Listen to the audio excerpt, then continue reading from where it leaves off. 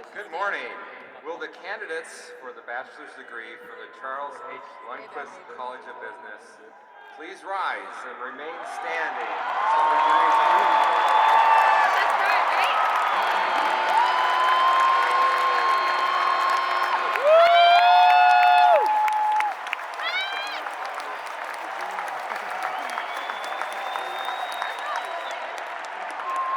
You are an amazing group, graduating from one of the top-ranked public business schools here in the United States.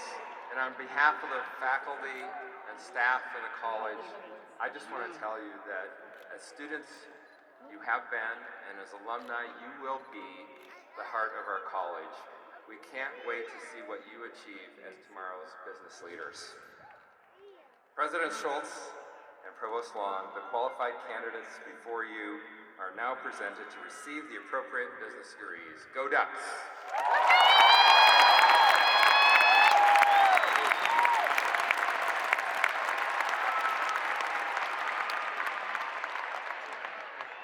Chris Bolson, Tyson Dean of the College